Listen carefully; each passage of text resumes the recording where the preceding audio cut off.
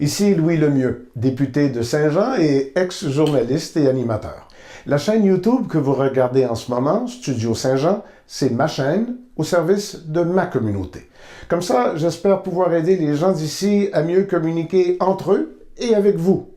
L'idée, c'est que les citoyens, les groupes communautaires, les organismes qui viennent me rencontrer dans le bureau ont beaucoup à dire et je voudrais que beaucoup plus de gens l'entendent.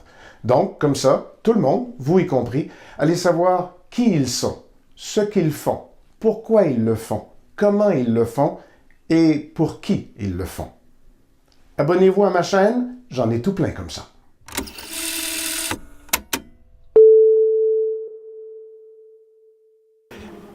Bonsoir, merci beaucoup d'être des nôtres ici et merci beaucoup d'être des nôtres sur YouTube. Il faut tout de suite que je vous dise, si vous nous regardez et écoutez sur YouTube, que vous n'entendrez pas Valérie.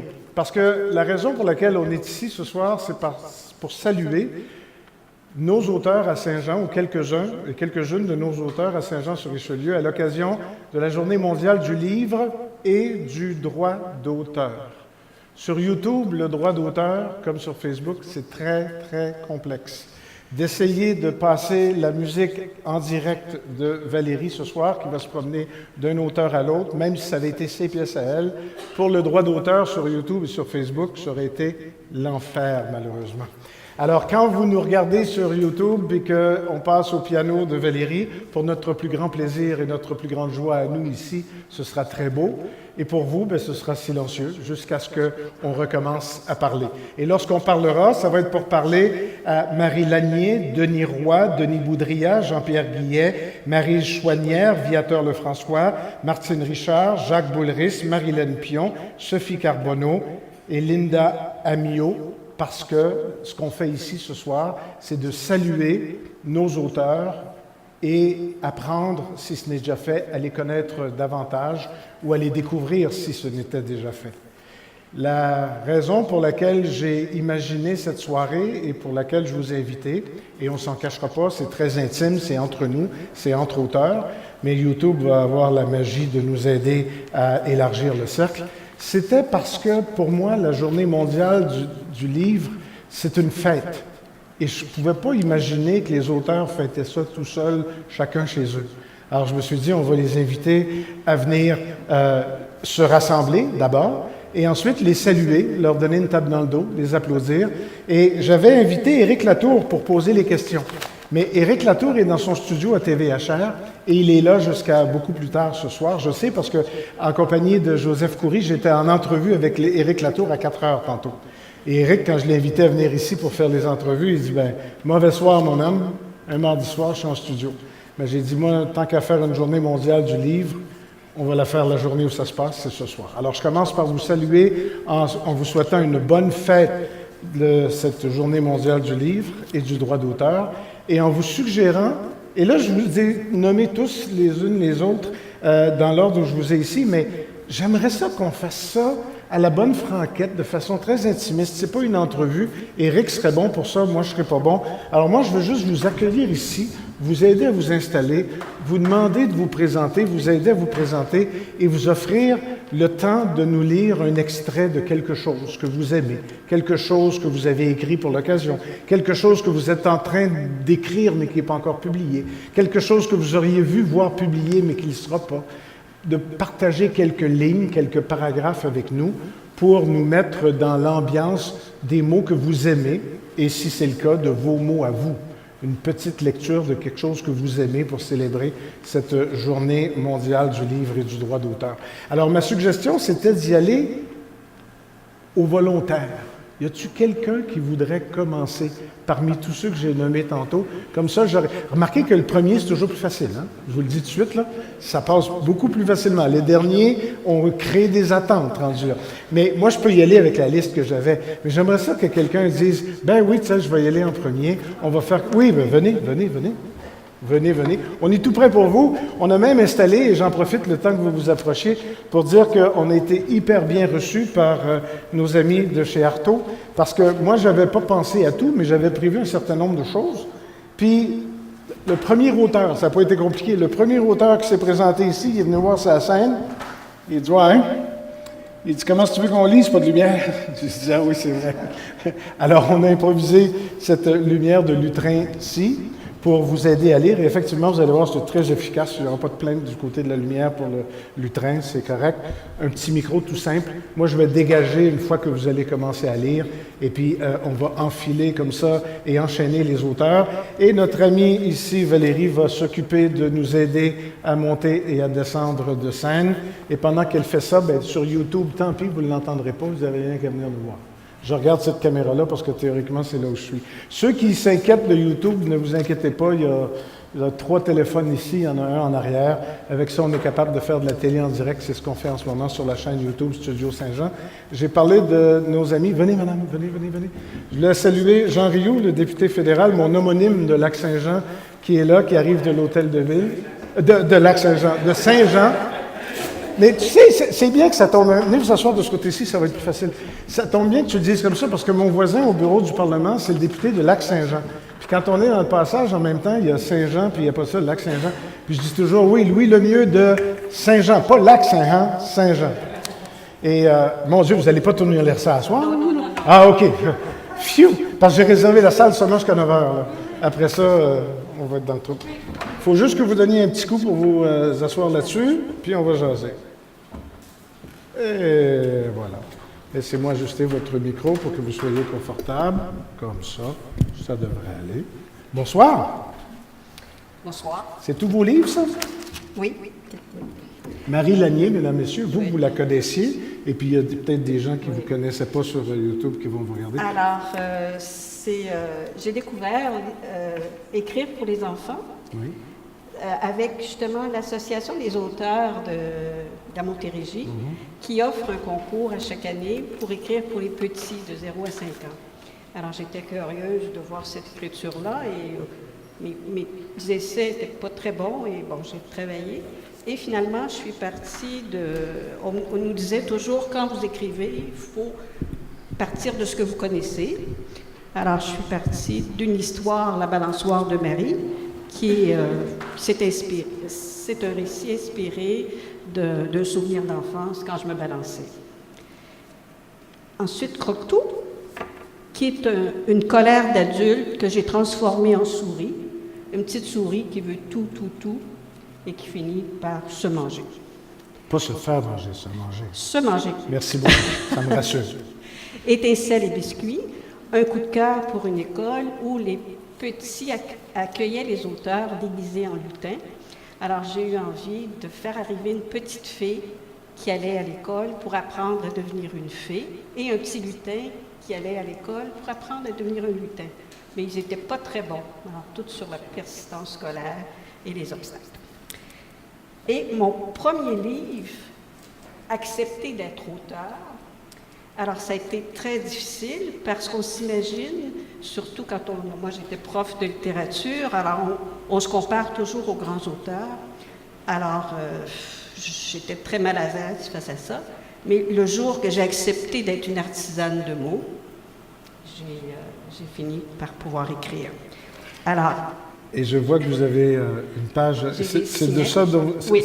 Bon, mais avant que vous nous lisiez un petit bout, dites-nous pourquoi vous avez choisi de nous lire ce petit bout-là en particulier. Alors, Jeanne Laguerrière, c'est une dame qui, comme beaucoup de nos parents, perd l'autonomie et se retrouve en CHSLD. Et je voulais raconter ses petits plaisirs, ses petites victoires, sa bataille pour rester digne. Alors, j'ai choisi des petits souvenirs très courts, dont je vais vous en lire un. Et je présente sa vie au début. Et je vous abandonne sur la scène. Oui. Et juste avant ma lecture, lorsque j'étais une petite fille, sur l'enfance de Rina Lani. Alors, qui est un premier travail, et la suite devrait suivre en livre. Alors, Jeanne Laguerrière. Jeanne est au CHSLD et elle rencontre, dès les premiers jours, Pierre le boulanger. Un cocon d'humanité. Dans ta grisaille surviennent de petits miracles. Au début de ta réclusion, tu tombes sous le charme de Pierre, l'ancien boulanger, qui roule son fauteuil avec toute l'énergie de sa jeune soixantaine. Dès son premier regard, ses yeux argentés ne te quittent pas. Un lien précieux se noue entre vos deux fragilités. Lui, tout rond, tout rose, est ébloui par toi, soleil trotteur du corridor. Tu te loves dans sa bonne humeur, captivé par le gai luron.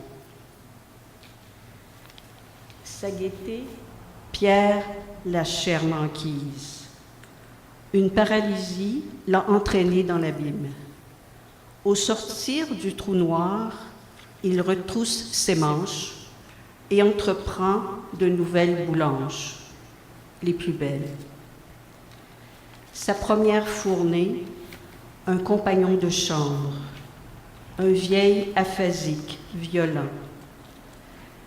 Patiemment, Pierre malaxe la colère et les silences effrayés de l'écorcher. Ses attentions transforment le vieil homme.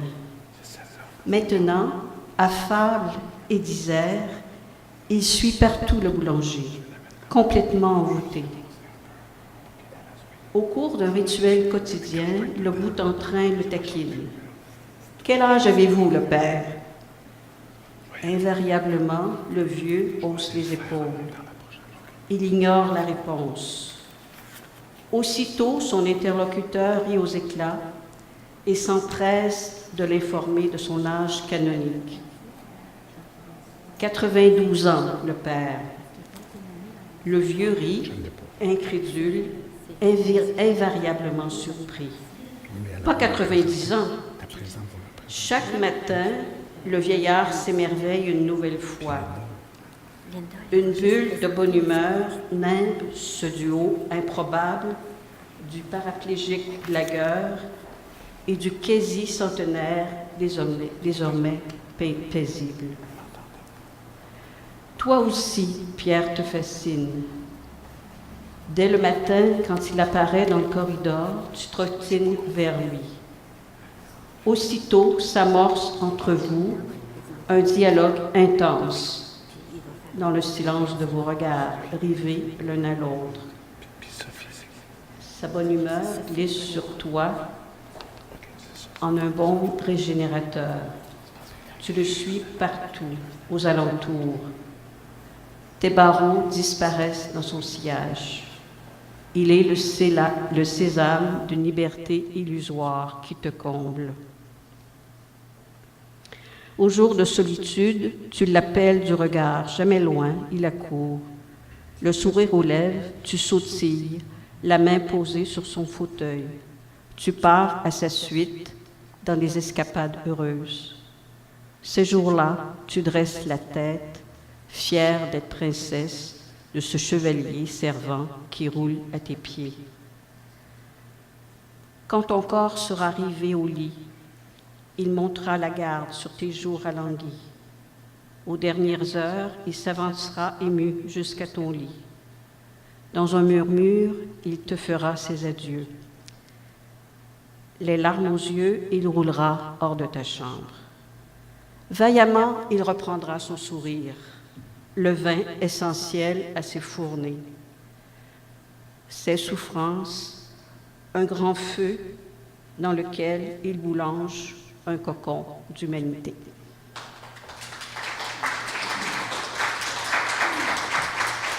Merci. Marie Lanier. Merci beaucoup. Comprenez ce que je veux dire quand je disais que ça va être gênant à chaque fois? C'est un plaisir et un bonheur, puis en même temps, on se retourne vers notre prochain auteur. Denis Roy, vous avez 2 livres ici. Vous en avez publié combien de livres? J'en ai publié 2 seuls, mais j'en ai pas loin d'une vingtaine avec d'autres collègues. C'était ma prochaine question. Quand on publie, c'est une victoire à chaque fois, mais on ne se limite pas à ce qu'on publie comme livre. Il y a tout ce qu'on écrit d'autre. Absolument. Puis, ce qu'on fait avec les collègues, avec d'autres gens, c'est souvent des textes qu'on n'aura pas mis dans un de nos livres. Parce que lorsqu'on bâtit un livre, même si c'est un livre de poésie, un recueil de poésie, bien, on veut lui donner un sens, on veut lui donner un style, alors on va aller chercher des textes qui vont avoir une certaine logique à se retrouver dans le même recueil. Vous savez que j'ai passé des années à faire des entrevues avec des auteurs à la télé et j'étais pas capable de passer outre au derrière de jaquette. Pour moi, ça dit tout. On regarde la jaquette, on dit oui, c'est beau. Mais pour moi, c'est le petit mot qui est écrit derrière qui m'accrochait. Tiens, tu es là sur mon chemin, je te tends mon bras, le temps de quelques pas. Et c'est signé, mesdames, messieurs, Denis Roy. On vous écoute. Qu'est-ce que vous allez nous lire? Je vais vous lire deux petits textes qui ne sont pas là-dedans. Le premier, ça va être une fable. Je ne sais pas si vous avez remarqué, mais la fable, ce qu'il y a d'intéressant là-dedans, c'est que c'est écrit d'abord et avant tout, bien souvent, pour les enfants. Et puis, c'est écrit aussi pour les grands qui vont être capables de le comprendre. Alors, je vais vous laisser choisir ce soir de quelle façon vous désirez le comprendre.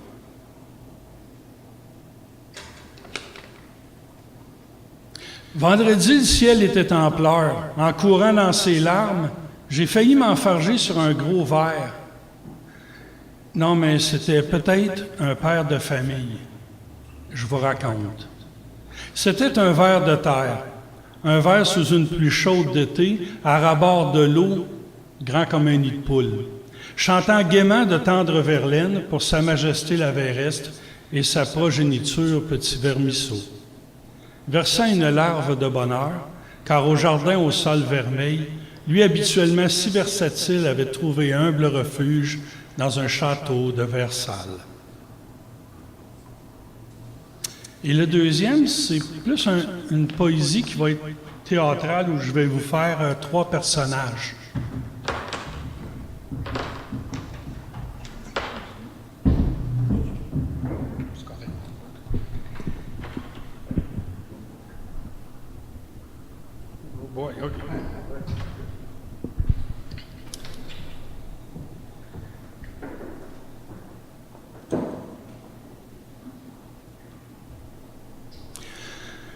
Quand je lis bleu, elle en a des bleus. Puis quand j'ai les yeux sortis de la tête, les siens sont au beurre noir.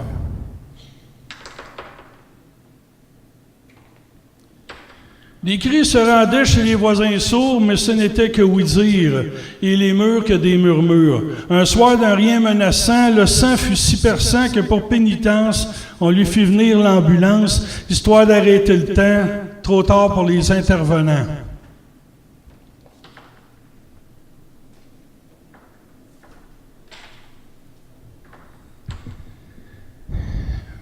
Mais lui, là, était tellement fin. On ne l'aurait jamais dit. Puis on ne l'aurait jamais dit.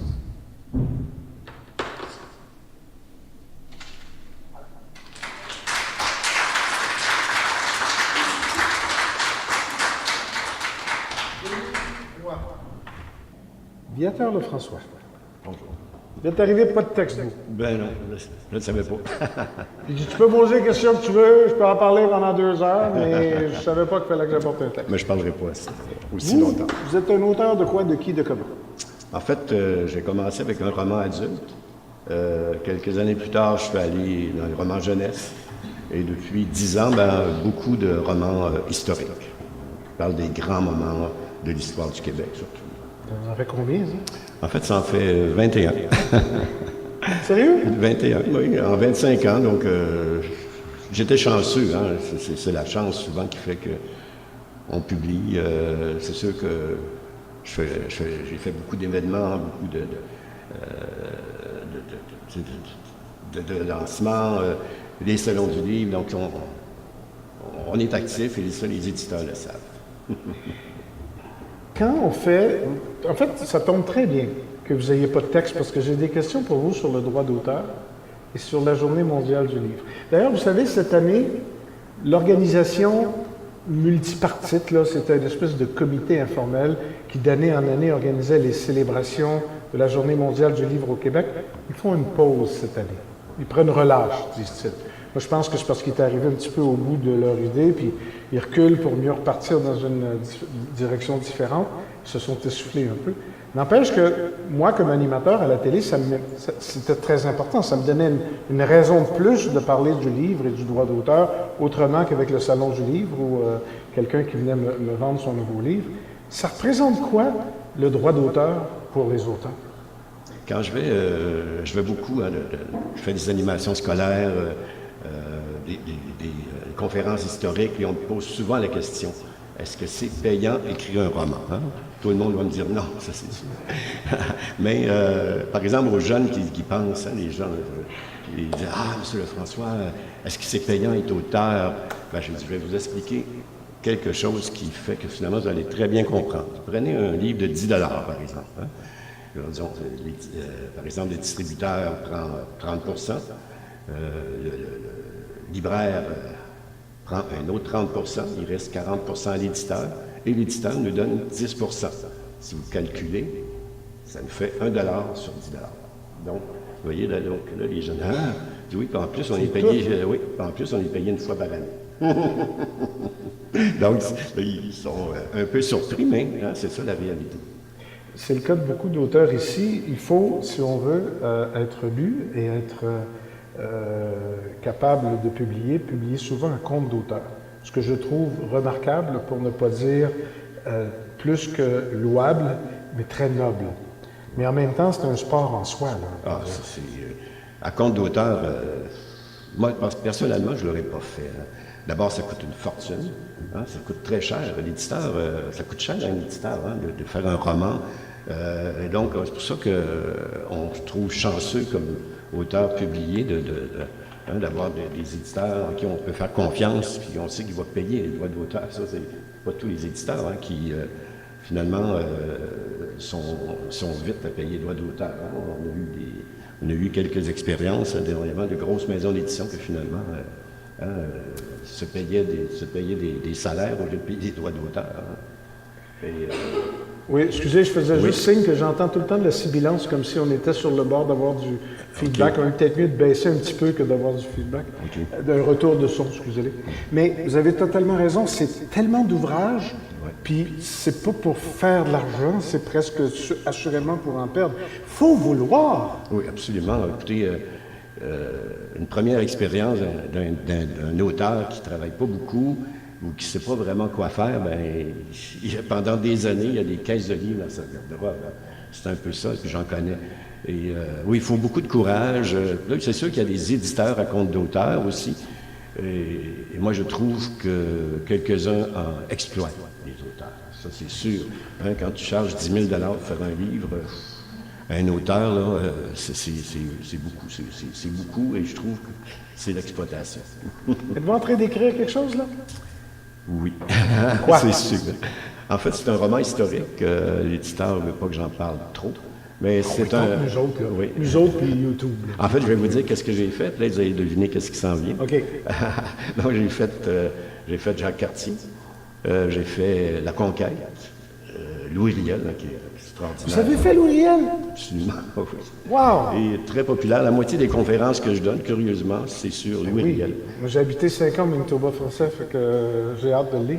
Ouais, ce qui est intéressant, Louis Riel, hein, c'est rare maintenant qu'un personnage politique va aller jusqu'au bout, jusqu'à la mort, pour finalement réaliser ses rêves et sa Il a été élu au Parlement canadien pour le Manitoba et il est retourné au Parlement. Il a fallu qu'il rentre en cachette pour prendre sa place. Ah oui, puis ça, c'est la scène... Ça, c'est bien avant d'être pendu, on s'entend. Ah oui, parce que ça a pris en 85. Mais en même temps, en 85, ce que je suis allé chercher aussi, quand McDonald, qui était...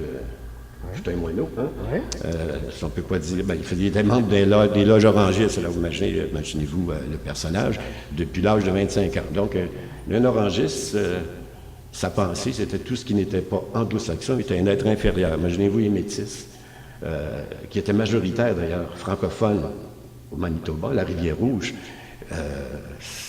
À Ottawa, ça passait pas parce que comment ils pouvaient finalement accepter que les vaincus étaient en train de peupler l'Ouest? C'est impossible à accepter. Là, je pourrais vous parler de Louriel de la soirée, mais là, Oui, vous moi étiez aussi. en train d'écrire sur quoi, vous m'avez dit? En fait, j'ai fait Patriote. Très, très beau. Très, très beau. À voix, ça se vend. Vraiment, c'est ça l'idée. Hein, l'idée disons que si on veut aller chercher du public, puis finalement, au bout de la ligne, avoir des droits d'auteur, c'est de se renouveler. Et c'est ça, c'est important. Et il faut savoir, il faut oser. Hein, c'est ça. Et, je veux dire, quand j'ai fait mon premier roman historique, c'était Les Patriotes, le 175e des Patriotes, de l'histoire des Patriotes, tout ça, du mouvement. C'est différent d'écrire un roman jeunesse. Hein. Je veux dire que j'ai recommencé. Ça n'a pas été long, quelques semaines, j'étais obligé de tout recommencer parce que finalement, j'ai dit, mais il faut faire, faut que j'aille les événements, il faut que j'aille les personnages. C'était complètement différent, mais j'ai quand même une certaine facilité à aller chercher les événements, colliger, tout ça. Donc, Je ne dirai pas sur quoi vous écrivez en ce moment. En fait, il est chez l'éditeur, il va sortir bientôt. Je peux toujours le dire. On peut le dire. En fait, c'est Samuel de Champlain. Ah! C'était quand En même temps que le nouveau pont. un gros défi. Monsieur Lefrançois, merci beaucoup. Bonne journée mondiale du livre et Merci. du droit d'auteur. Peut-être en finissant, j'ai peut-être deux auteurs ici que... d'abord, M. Guillet, à mon premier lancement, M. Guillet est venu, et finalement, c'est un auteur que j'admirais parce que il y avait déjà 13 ou 15 romans à son actif, et c'était mon premier. Alors, j'ai dit, jamais je me rendrai à 15 ans. Oui. Et finalement, dans la même année, ça fait 25 ans, justement, je suis invité, il y a un auteur pas un auteur, il y a un élève de M. Jacques Boulris qui m'invite dans sa classe au cégep, et c'était ma première animation. Donc, grâce à vous, je pense que finalement, ça m'a donné le coup de l'envie de continuer. Monsieur Viateur Lefrançois.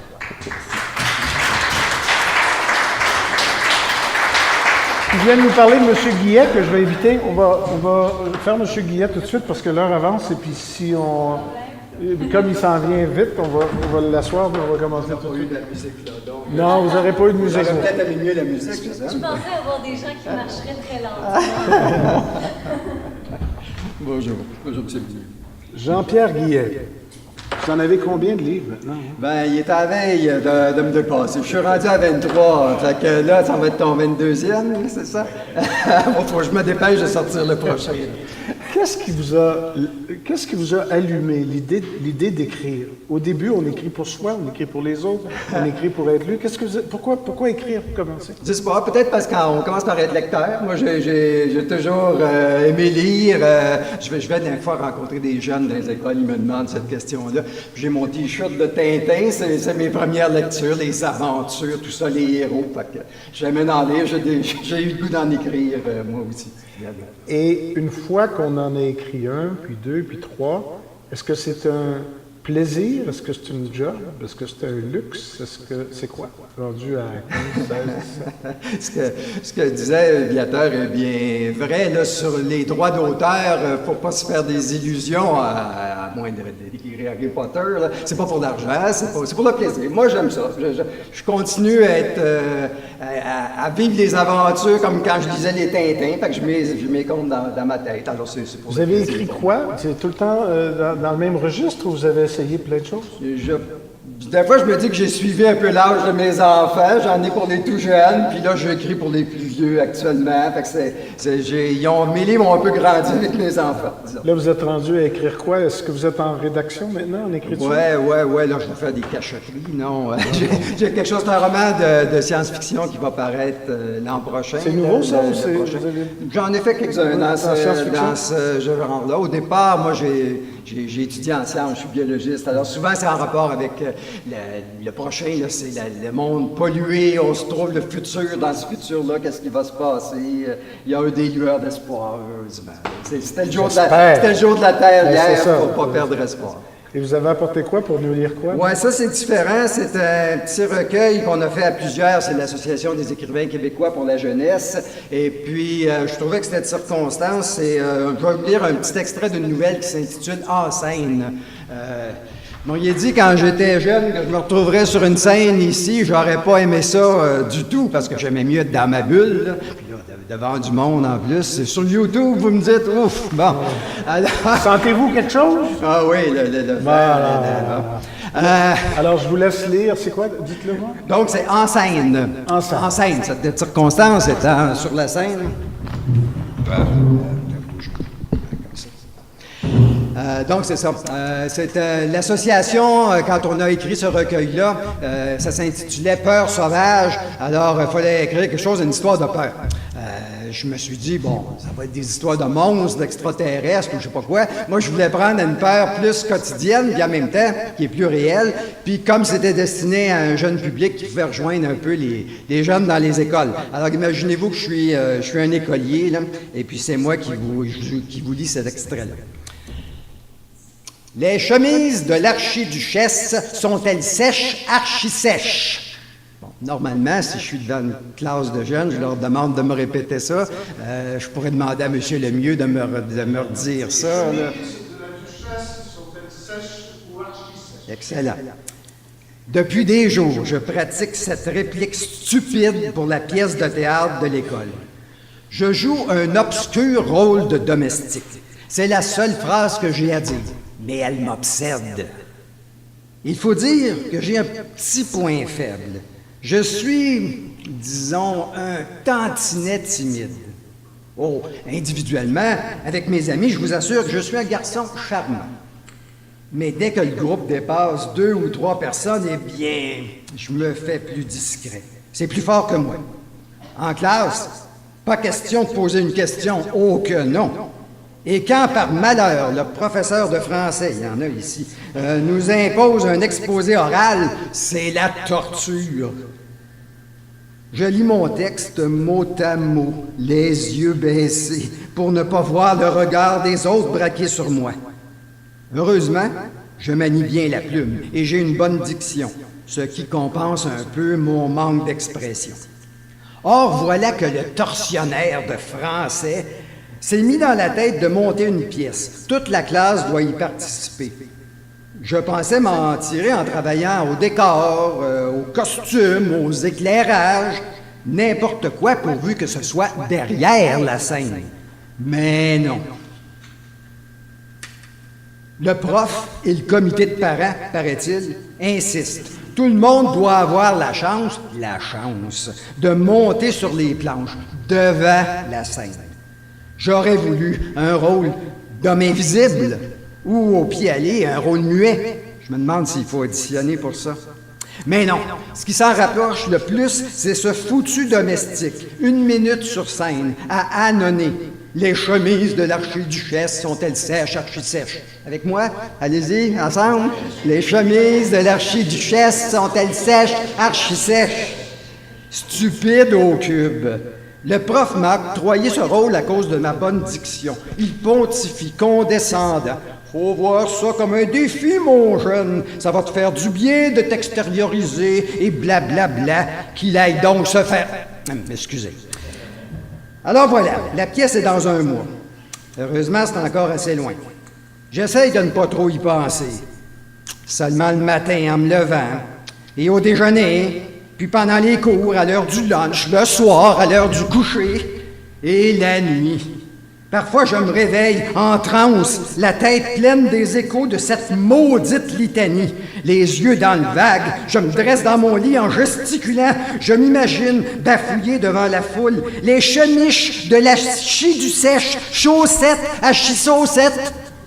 La salle croule de rire, tandis que je reste là, figé, incapable de fuir le ridicule cauchemar. C'est la fin de l'extrait.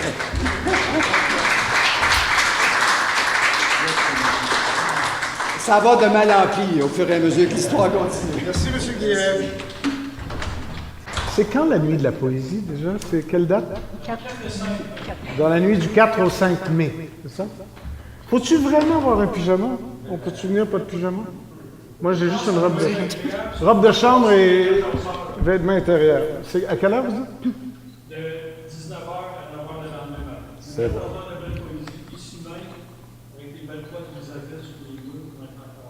Je vais m'assurer de republier sur Facebook ces informations, parce que je pensais à ça en montant sur scène, puis je me disais, mon Dieu, c'est comme si On se préparait pour... On se pratique. C'est un petit peu ça. Bonsoir, Mme Chaumière. Bonsoir. Comment ça va? Ça va bien, merci. Ça se passe comment une journée mondiale du livre pour une auteure et qu'on vient à venir célébrer cette journée-là? J'enseigne, fait que j'ai enseigné un peu ce matin. Et puis sinon, ça se passe, moi je lis. C'est sûr que dans ma journée, je lis. Et puis, en tout cas, peut-être que tantôt, je vais vous faire une chanson de Rina Lanier, qui est une grande poète. Donc, j'ai chanté. C'est ce que j'ai fait aujourd'hui. On a quelqu'un au piano qui est capable de vous suivre. Oui, je la connais un petit peu. Ouais. Parlez-moi de ce que vous écrivez avant de chanter. En fait, moi, j'écris depuis que je suis toute petite. J'ai écrit, mes livres, en tout cas, sont là-bas, mais j'ai écrit un roman pour les enfants avec mon fils. J'ai 2 fils, et puis je trouvais qu'il manquait d'imagination, alors j'ai décidé... Il était très terre-à-terre, et puis donc j'ai commencé à lui raconter une histoire, puis à chaque soir, on la continue ensemble. Mais sinon, mes livres pour adultes, mettons que je suis du côté noir de la force, moi. Ouais. J'aime beaucoup... j'ai une tueuse en série, j'écris... ouais. C'est ça. C'est quoi? C'est un exutoire ou c'est de vous permettre ce que vous pouvez vous permettre dans la vie? Non, non, c'est pas me permettre. En fait, c'est des sujets qui m'interpellent. J'ai écrit aussi sur... il y a eu tout un vide juridique autour de l'avortement dans les années 80. Moi, ça m'interpellait. Les faits divers dans les journaux, je travaille beaucoup à partir de ça, ou des photographies... Et puis, ce que je vais vous lire, c'est différent. C'est en 2011, j'habitais à Sabrevois et j'étais comme un petit peu sur une île. Ouais. Il y avait beaucoup d'eau, comme plusieurs personnes.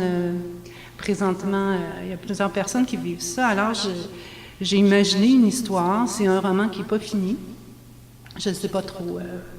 Il faut être habité. Où est-ce qu'il s'en va? C'est comme la maison va partir comme est partie, comme un bateau. Mais je ne sais pas où est-ce qu'elle s'en va. On va trouver un jour, peut-être. Ça, c'est en chantier jusqu'à on ne sait pas quand, en espérant que ça ne prenne pas une inondation pour vous ramener l'inspiration non plus? Non. Elle est partie à flotte. Parfait. Alors, on vous laisse ça et vous allez être rejoint par Valérie pour chanter tout de suite après ou vous voulez remettre ça un peu plus tard? C'est Valérie qui décide. C'est Valérie qui décide. Bon, moi, je vais vous laisser lire, puis après ça, on verra. Merci. Alors, ça s'appelle, jusqu'à maintenant en tout cas, O-E-A-U-X. Jamais elle ne sortait sans ses longues bottes à la semelle découpée dans de vieux pneus. Jamais. Même quand le temps était doux. Même quand il faisait si chaud que les semelles laissaient en fondant de larges bandes noires sur les trottoirs. Et l'hiver, quand elle allait faire ses courses, elle était la seule à ne pas manquer de s'étaler de tout son long sur la glace vive. Les épaisses semelles agissaient comme des crampons et sur la neige, les droites dentelées s'entrelaçant dessinaient des traces nettes, profondes, magnifiques. Alors, jamais elle ne sortait sans ses longues bottes et toujours le chien l'accompagnait. Il était noir, court sur pattes, ras de poils, avait de longues oreilles, une queue en éventail et un museau adorablement allongé. Bien qu'il vive avec elle depuis un moment déjà, il ne lui appartenait pas. Il était arrivé un matin sans qu'elle sût d'où il venait, portant ce collier rouge sans médaille, mais orné de pierres colorées.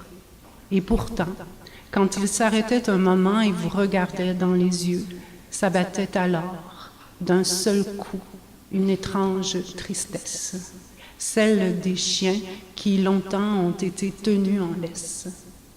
Mais ce qu'elle préférait, et le chien avec elle, c'était les jours de pluie. Et ce printemps-là, il pleuvait sans arrêt. Les ruisseaux, les lacs et les rivières débordaient, s'étendaient sur les terres, gagnaient les champs, passaient par-dessus les routes, s'invitaient dans les caves et même à l'étage des maisons. L'eau, si cruellement rare ailleurs, ici envahissait tout, s'immisçait partout, comme si les lits anciens reprenaient leurs aises et revendiquaient leurs droits. Parfois, d'un seul mouvement, il se retournait pour voir disparaître les creux que griffes et semelles avaient dessinés dans le sol moelleux. Alors Némésis riait et Petit Chien jappait gaiement. Le plus étonnant, c'était quand sur toute cette eau, une brume se levait, flottant, s'étirant, dessinant 1000 formes vers lesquelles ils avançaient comme s'ils naviguaient sur un bateau fantôme. Elle et le chien disparaissaient alors, avalés par l'air blanc. Venez vous asseoir. Je n'appellerai pas ça le confessionnal. C'est plus une petite table. On change de chaise. Oui, je vous rapproche le micro un petit peu. Vous, c'est Sophie Carbonneau. Et vous écrivez quoi? Au début, je vais dire un petit résumé comment ça a commencé. Moi, quand j'étais adolescente, je faisais des résumés. Je louais des livres à la Bibli, on était à Saint-Luc, puis j'étais déjà passionné d'histoire. Fait que j'écrivais sur toutes sortes de sujets. Ça peut être côté scientifique, l'archéologie, la géologie, les animaux. Côté art, l'histoire de la peinture, de la musique, etc. Là. Fait que j'avais ça, un paquet de livres, là, de feuilles, là, puis je mettais ça dans un porte-document, j'inclinais ça. Là. Puis c'est venu plus des 2000, là, j'ai commencé à écrire de la poésie, des courts récits, un peu fantastique, science-fiction, puis j'ai commencé de la BD aussi, de la bande dessinée en 2004. Quand vous écrivez, Oui. c'est différent pour tout le monde, et puis chaque réponse est bonne, mais chaque réponse est personnelle. Vous, c'est plus fort que vous, ou c'est du travail dont vous êtes fier une fois que vous l'avez fait, mais quand vous travaillez, vous peinez à la tâche, c'est comment vous êtes dans un état second. Tu sais, il y a des gens, ils écrivent, c'est comme si c'est pas eux autres qui écrivaient, puis il y en a d'autres, c'est eux autres parce qu'ils travaillent tellement fort, mais ils sont tellement fiers à la fin. Vous, c'est comment? Mettons, si je pars sur à quelque chose d'écrire, disons, j'en ai vraiment envie, puis je travaille fort et tout, ça vient en dedans de moi, là. C'est ça que je sens. Qu'on ait une idée, qu'on soit inspiré, que quelque chose, un sujet nous inspire, ou comme la bande dessinée, c'est du fantastique, de la science-fiction. Fait que moi, j'ai eu toutes mes idées pour créer mes personnages, tout ça. J'étais inspirée par une émission qui jouait à la Ligue du Justicier. C'est ça qui m'a inspirée. Faites vos dessins vous-même? Oui. Oui. Je dessine par mon Corel à cette heure. Je suis numérique plus, là, avec le logiciel Corel, mais j'ai dessiné à main pendant 12 ans. Vous mettez combien d'heures, bon an, mal an, dans une journée, une semaine moyenne? Dessiner ou Écrire, les deux? À part du travail, je dirais 8-10 heures peut-être, là, à peu près, là. Environ. Des belles heures? Oui, des belles heures. Vous êtes bien? 10 heures, oui. Ben oui, c'est mes passions. J'aime ça depuis... ça vient de la jeunesse, justement. Je pense que ça m'a aidé quand j'écrivais des résumés. Qu'est-ce que vous écrivez en ce moment? Là, je suis plus dans la bande dessinée en ce moment, de continuer une bande dessinée qui s'appelle Sur un vilain avec mes équipes. Là, Mais éditer une bande dessinée, c'est... Non, ce sera plus PDF, moi. C'est ça, parce que c'est costaud, là. Ou en noir sur blanc, je veux pas pas ça en noir sur blanc. Les planches, ça, tout ça, ouais. Je vais plus ça en PDF, mais j'avais une page web avant, dans le temps, mais je ne l'ai plus avec Distributel quand j'étais avec Distributel, là, mais il faudrait que j'aille de l'aide de site web puis payer un hébergement, là. Tu vends ça moins cher, puis le monde y achète plus. En PDF, tu l'agrandis, puis c'est en couleur, là. Donc, ça revient moins cher. Merci, Sophie Carbonneau, de venir problème. passer la Journée mondiale du livre avec nous. Mais, pas de problème. Bonne soirée. Denis Boudria. Venez vous installer. Je vais aller m'organiser pour que votre micro soit à la bonne place, mais il a l'air déjà pas mal. Monsieur Boudria. C'est le mien, bonjour. Bonsoir. Bonsoir. Peinture et poésie d'Iberville et de Saint-Athanas. C'est un ouvrage qui a été publié en 1995 par Jean Rioux, qui est maintenant député fédéral du comté de Saint-Jean-de-Iberville. Il vient de partir, là, Oui, avoir su que vous alliez... Ah, lui, il le sait, je lui ai dit. Ah, OK, parfait. C'est le plus important. Marcher dans les pas du temps, récits, prose et poésie. Ça, c'est le dernier que j'ai publié avec Jacques Boudris, qu'on a publié en 2017, en avril. Et actuellement, je travaille sur 2 romans. Le vide du pouvoir, qui est déjà prêt à publier, et un autre. J'ai posé la mauvaise question tout à l'heure, mais c'est tombé sur le bon gars parce qu'il en avait publié beaucoup, mais c'est pas le nombre de publications qui fait l'auteur. C'est l'auteur qui fait ce qu'il est dans la mesure où il s'exprime, qu'il soit publié ou non. Mais il y a un petit velours à la publication quand même. Oui, c'est toujours une reconnaissance de se voir publié, de se voir lu par des lecteurs. Maintenant, j'écris depuis 1964, 63, 64. Vous avez commencé à être bon? Ben, avec le temps. J'ai écrit longtemps pour la Cour d'appel, pour la Cour suprême. Là, on avait un verdict assez rapidement qui disait oui ou non. Mais j'ai toujours écrit. Et c'est quoi votre, pas votre motivation, mais c'est quoi votre muse? Qu'est-ce qui fait que vous décidez que là, est-ce que c'est mécanique chez vous? Vous écrivez, puis à un moment donné, ça va comme vous voulez? Ou c'est une inspiration qui vous prend, qui vous surprend? C'est assez instinctif. Pour moi, écrire, c'est ma façon que j'ai trouvé de respirer. C'est ma façon de vivre. J'ai besoin d'écrire. J'ai commencé, j'avais 15 ans, j'en ai 74, j'ai jamais arrêté. Et je pense que ça va sûrement être la dernière activité que je vais faire, tant aussi longtemps que je pourrai la pratiquer. Cette journée mondiale du livre, est-ce que... Pour moi, c'était plus fort que moi, mais en même temps, il y a des gens pour qui ça remonte aux temps immémoriaux où on offrait une rose avec le livre. Et puis, il y en a d'autres pour qui c'est devenu au mois d'août la journée du livre québécois. Là. Bon, il y a toutes sortes... Toutes les raisons sont bonnes. Mais vous, la journée du livre, c'est pas nécessairement aujourd'hui, là, mais c'est quoi une bonne journée du livre pour vous? C'est quand vous en lisez un bon? Quand vous avez une bonne idée pour en écrire un? C'est quoi votre journée du livre idéal? La journée du livre idéal, c'est de savoir qu'une journée sur la planète, quelqu'un va lire, va écrire, va penser à un ouvrage, va penser à la littérature, va penser au livre écrit. J'aime beaucoup moins le livre éphémère qui est sur tablette, le livre électronique. Pour moi, un livre, j'ai besoin de le palper, d'y toucher, et je sais qu'il va durer, qu'il sera encore là. Quand mes petits-enfants trouveront marcher dans les pas du temps, ben, ils sauront que c'est moi qui l'ai écrit, et ça sera là, ça sera encore là, j'espère. Mais c'est à tous les jours de l'année, donc, parce qu'à tous les jours, il y a quelqu'un qui lit. Vous, lisez-vous énormément? J'ai recommencé à lire il y a une vingtaine d'années. Quand j'étais aux études, j'ai fait 2 cours universitaires en même temps, droit et sciences politiques, 7 ans d'études en 4 ans. Alors, j'ai été 2-3 ans, j'étais incapable de lire. Après, tellement j'ai dû lire de textbooks écrits en 2 colonnes par page, en anglais, en français. Mais j'ai recommencé, je lis régulièrement. Là, je suis en train de lire un livre écrit par l'ex-juge en chef de la Cour suprême, Beverly McLachlan, qui vient de sortir un roman, qui vient d'être traduit, l'affaire Trussadi. Je disais, j'ai l'Archambault la semaine dernière, j'ai des petites choses qui m'attendent, dont un ouvrage de poésie qui vient d'être publié aux éditions de ma mère. Ça s'appelle comme ça. Et c'est Maude Jarry qui est l'auteur, et ça s'appelle « Si j'étais à un motel, je n'afficherais jamais complet ». C'est tout un programme. Souvent, les titres, tout à l'heure, je parlais de la jaquette en arrière, souvent le titre est plus fort que nous. Là. Il y a une espèce de marketing dans il faut que ça accroche. Un titre doit accrocher. S'il n'accroche pas, il y a tellement de choses sur les tablettes des libraires. S'il n'accroche pas, les gens n'iront pas le prendre. À moins de se faire dire par un bon ami, ça, il faut que tu lises ça. Oui. Mais ça, il faut se méfier de ça aussi. Ben c'est ça, j'allais vous dire ça, c'est pas infaillible non plus. Non. Non, mais dans le fond, un livre va parler à la personne qui le lit d'une façon différente. Il n'y a pas de façon uniforme d'approcher un ouvrage. On l'approche avec notre sensibilité, notre expérience. Et on y trouve ce qu'on veut bien y trouver. Et souvent, on va passer à côté de beaucoup de messages.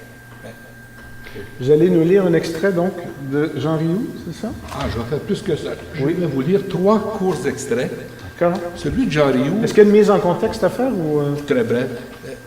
Jean a décidé de faire un livre où il présentait des peintures de Saint-Jean et d'Iberville et demandait à des auteurs de faire des textes sur les peintures. Celui que j'ai choisi, moi j'en ai écrit 2 dans ce livre. Le bureau du député. Le bureau du député. Mais c'est pas le mien, pas en tout, cela. Là. Le mien, en tout cas, peut-être dans le temps. Mais ça, c'est un bureau à Iberville, en lien avec l'église, sur la première rue à Iberville, qui est occupé par Jacques Tremblay, l'ancien député, président de Tremcar maintenant, et par Yvon Lafrance. Et la peinture qui a été faite est dans la collection d'Yvon Lafrance. Alors, c'est un petit texte très court que je vais vous lire. Ensuite, je vais vous faire un texte que j'ai écrit pour l'occasion, qui s'appelle « Mon premier livre ».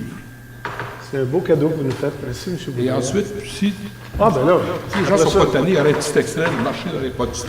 On vous laisse aller. Merci. Alors, ça s'appelle « Le bureau du député ». Une vieille maison qui ressemble à Iberville, tant Iberville lui ressemble. Jusqu'au jour où elle a retroussé le pignon, levant le nez sur ses voisines, pourtant faites du même bois, quand 2 députés, venus à quelque sorte faire concurrence au curé d'en face, y ont planté temporairement leurs oripeaux. Les citoyens, que les élus qualifient aisément d'électeurs, venaient y partager leur misère et faire provision de promesses. à défaut de miracle. Et ils en repartaient si confiants qu'ils en oubliaient d'aller allumer un lampion de l'autre côté de la rue. C'était le premier texte. Et ce texte-là que je viens d'écrire, qui est un texte tout à fait récent, s'intitule « Mon premier livre ». Et c'est écrit pour la journée mondiale du livre. 8 ans, je venais à peine de traverser sans encombre cette année fulgurante de l'âge de raison. Ma mère, sans doute décontenancée par mon intrusion dans cet entre-deux qui précède les remises en question, se laissa convaincre, j'imagine, par le libraire du quartier de m'offrir mon premier livre. Une couverture d'un bleu marial au goût du jour, une quarantaine de pages. Il ne contenait que des mots, plein de mots dans tous les sens, et aucune image, aucun dessin pour les expliquer. Mon plus beau cadeau à vie. Jusque-là, que des jouets qui ne compensaient pas pour mon abominable statut de fils unique et qui m'enfermaient dans une enfance bien trop petite pour moi. Je l'ai d'abord pris dans mes mains, méfiant, son odeur d'encre fraîche comme de la peinture à peine séchée, sa couleur, le bleu des garçons, qu'on différenciait du rose des filles, c'était à moi. Plus besoin de chercher des amis pour jouer, j'avais mon livre à moi, avec tous ces mots en petits caractères pour faire sérieux. Tout un monde nouveau à découvrir, à imaginer, à inventer. Les yeux de mon père, témoin de la scène, se demandaient déjà quand j'en saurais plus que lui.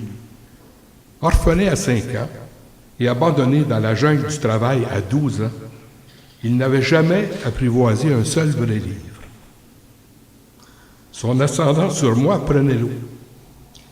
Il sentait le naufrage annoncé et que c'était une question de temps avant que je lui sorte des mots qu'il ne comprendrait pas. C'est ce premier livre qui m'a ouvert tous les autres et m'a appris à ne jamais, au grand jamais, faire étalage de mots, quelle que soit la circonstance, que mon père n'aurait pas compris.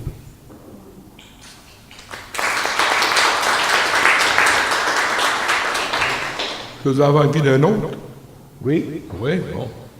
Alors, celui-là vient de Marcher dans les pas du temps, publié avec Jacques Boudris en 2017. On avait publié ensemble en 1965, Avenue. Avenue avec une préface imaginée de Gatien Lapointe. On avait 20 ans. Ça a pris quoi, genre 15 ans, 20 ans avant qu'on réalise la chance qu'on avait d'avoir Gatien Lapointe pour nous préfacer. Alors, ce livre-là aussi était fait avec Jacques, qui en a fait une vingtaine au moins 25. Et le texte que je vais vous lire s'appelle « L'heure ». L-E-U-2-R-E, comme une leurre à la pêche. C'est un dialogue. Vous avez l'heure? Non, la dernière que j'ai était 22h30. Mais on est le matin. D'accord, mais c'était il y a plusieurs années. Et depuis, en effet, l'heure n'a plus aucune importance. On vous demande souvent l'heure? Oui, et pourtant, je ne porte aucune montre. Mais votre regard paraît tellement décidé qu'on penserait que vous savez. C'est un point de vue. Le fait qu'on vous demande si souvent l'heure ne vous a pas convaincu de son importance? Non, au contraire. J'y ai plutôt vu un esclavage. L'heure ne vous manque jamais? L'heure, non. Le temps, oui, tout le temps. Mais connaître l'heure aide à organiser son temps? Non, pas du tout. Elle ne fait que nous rappeler l'existence du temps et qu'il se mesure. Et vous ne voulez jamais le mesurer, ne serait-ce que pour ne pas en manquer. Je pense que j'en manque, alors pourquoi mesurer et quantifier ce que je n'aurai jamais? Pour planifier un meilleur usage, peut-être? Quel meilleur usage pourrais-je en faire que celui que j'en ai déjà fait, sachant de toute façon que je ne pourrai le refaire? Vous ne manquez jamais de rendez-vous? Je ne les compte plus. Et on ne m'en donne plus. N'est-ce pas merveilleux? Comment être plus libre? Je ne sais comment dire, excusez-moi de vous avoir fait perdre votre temps, mais vous ne me l'avez pas fait perdre, puisque vous j'en ai trouvé pour vous parler, et vous en avez trouvé pour m'écouter. À la bonne heure. L'heure n'est qu'un leurre, qui, au temps, enlève sa durée. Un instant. D'accord, et après cet instant passé, en sommes-nous rendus plus loin. Merci. Denis Boudria, mesdames, messieurs. Merci beaucoup. Je vais maintenant vous présenter celle qui est coordonnatrice pour l'AAM, parce qu'on va vous raconter l'histoire de cette soirée. Martine Richard, s'il vous plaît.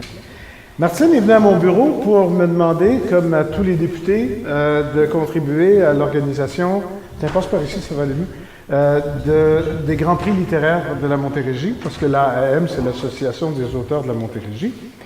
Et elle m'a trouvé un petit peu... Comment tu m'as trouvé? Baveux? Presque. Assis-toi. Assis-toi, ça doit être plus confortable.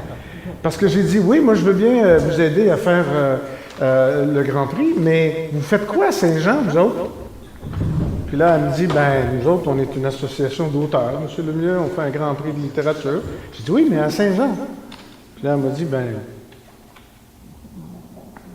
tu sais que tu m'as dit...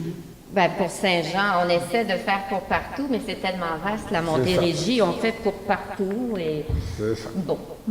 Alors, j'ai dit, moi, je veux vous aider, mais vous allez m'aider à faire quelque chose à Saint-Jean pour les auteurs. Puis là, dans ma tête, moi, il y avait la Journée mondiale du livre et du droit d'auteur. Il me semblait que c'était assez incontournable.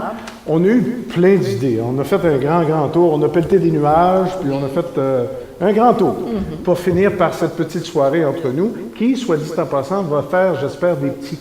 Je vous inviterai pas comme ça chaque année, mais j'aimerais bien qu'à chaque année, quelqu'un décide de faire quelque chose. Je sais que mes amis de chez Artaud veulent intégrer de plus en plus l'art avec d'autres arts, et puis à un moment donné, ça va faire d'autres petits, j'espère. En tout cas, c'est une première tentative qu'on faisait ce soir. Et donc, j'ai demandé à Monique, j'ai dit, y a-t-il moyen, Martine, pardon, j'ai dit, y a-t-il moyen de nous organiser quelque chose pour venir m'aider à encadrer une soirée où on pourrait parler à des auteurs de Saint-Jean, faire des lectures. Et puis là, j'ai arraché comme une dent, ou presque, la promesse de venir ici avec sa présidente qui pourrait nous annoncer les finalistes pour le Grand Prix littéraire de l'Association des auteurs de la Montérégie 2019. Oui, ça va être une révélation tantôt. Elle est ici, la présidente? Oui. Et elle va pouvoir nous annoncer les finalistes. En grande pompe. Qui étaient habituellement faites en conférence de presse. Mais habituellement, là, j'envoyais en tant que coordonnatrice, j'envoyais l'information sur nos réseaux sociaux, ce qui sera fait demain. Mais la grande révélation, c'est ce soir. Bon. On prend ces scoops où on peut, et celui-là, j'en suis très fier parce que on va aussi parler de ce Grand Prix et on a quelqu'un qui était un des lauréats du Grand Prix l'année dernière qui va nous faire une lecture. Je vais laisser ta présidente, Linda Agnew, nous dire tout ça tout à l'heure. Mais toi, tu es auteur aussi. Oui. Et tu as vu d'un bon œil que j'organise ça ce soir parce que vous n'avez pas tant d'occasions que ça de vous rencontrer et de savoir ce que vous faites les uns les autres aussi. Oui, c'est ça. C'est une occasion de rencontrer des gens. Certains sont membres de l'association ici, d'autres non. Mais pour moi aussi, très personnellement, c'est que je suis née à Saint-Jean, même si je n'y habite plus. Et c'est un bonheur pour moi d'être ici. Moi, j'ai été une étudiante de Jacques Boudris qui enseignait au Cégep de Saint-Jean. Il connaît tout le monde, lui. Oui. Denis Boudria est parent de très, très loin avec moi. J'ai eu Maryse dans mes cours à l'université. Bref, je me retrouve un peu en terrain connu. Dans le fond, on t'a fait plaisir en t'invitant ici ce soir. Je suis très heureuse d'être ici. Toi, t'écris quoi? Ben moi, j'écris pour les adultes, j'écris pour les enfants. Ce soir, je vais vous lire un texte qui n'a pas encore été publié, que je vais continuer à travailler cet été. Et la protagoniste, c'est une jeune femme de 22 ans qui est maniaque de lecture et qui va nous parler de livres ce soir. C'est autobiographique? Non, pas du tout. Pas du tout. Qu'est-ce que tu as publié? Les 7 vies de François Olivier, ici, qui a été publié en 2006 aux éditions David. Ça, c'est pas adulte, mais c'est pas... Oui, c'est pour adultes. OK, c'est pas une collection enfant. Pour adultes.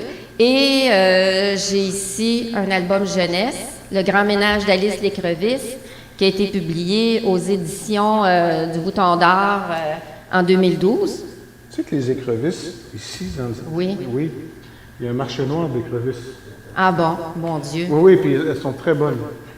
Puis là, Je savais pas que j'écrivais dangereusement, moi, le ils marché veulent noir. ils veulent que je trouve des permis au ministère de la Culture pour vendre ça, puis là, ils vont devenir chers, j'ai l'impression, quand on va arriver là. En tout cas, on n'est pas rendu là.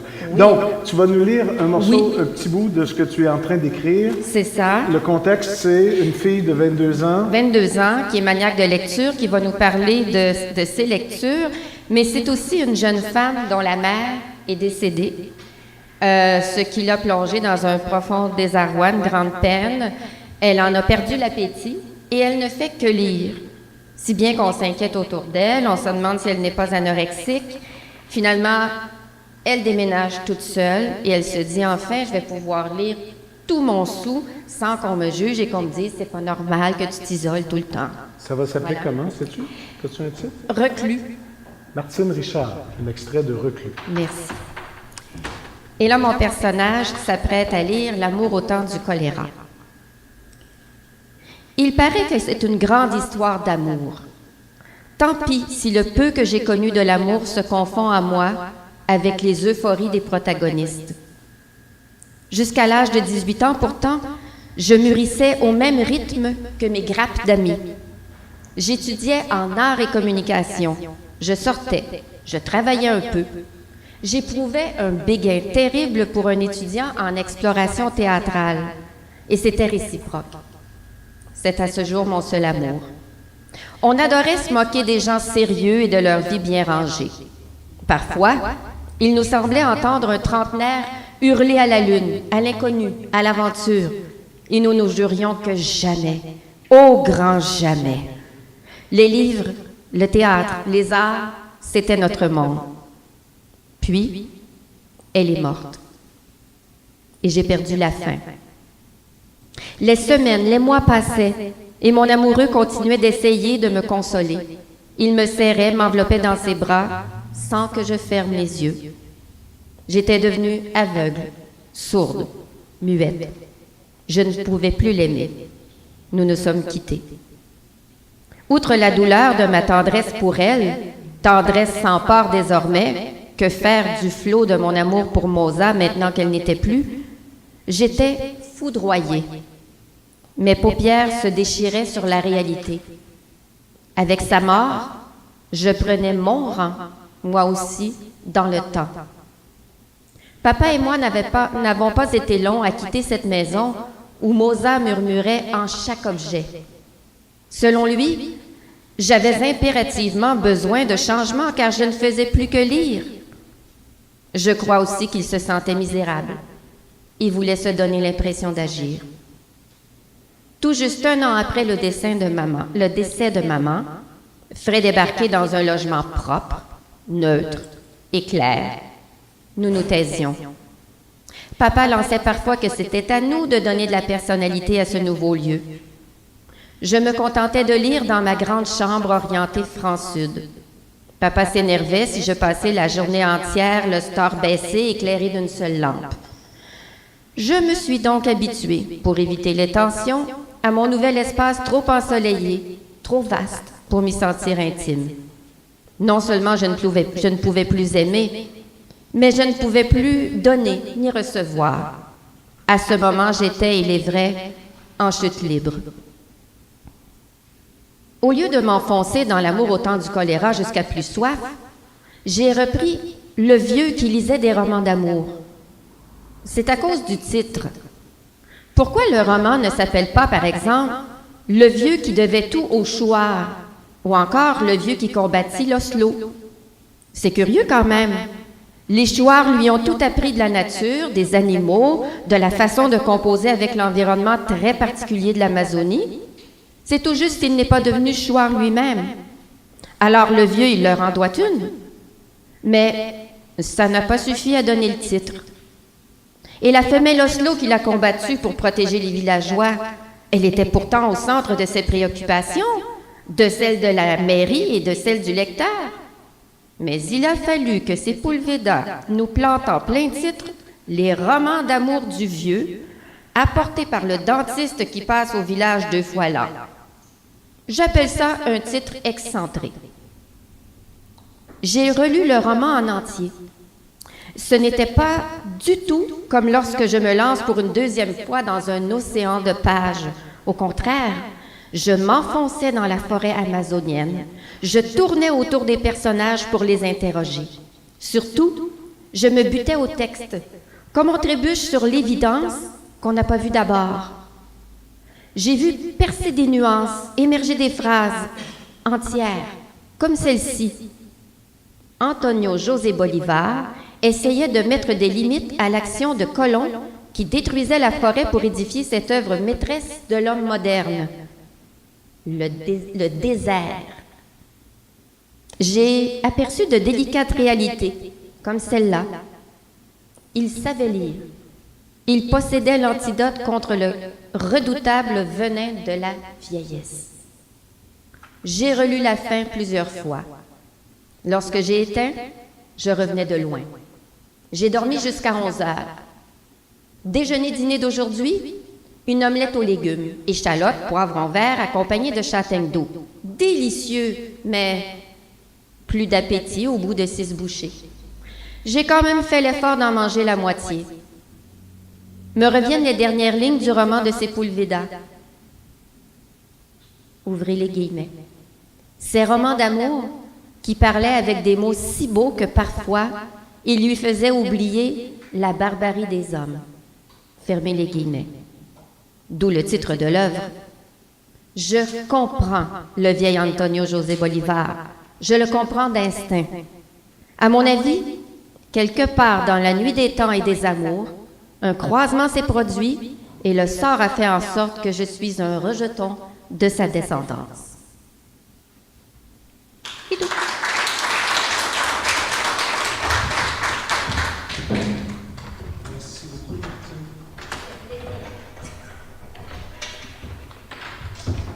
Je vous raconte l'histoire. Est-ce que Danielle est encore ici, Danielle Perrault?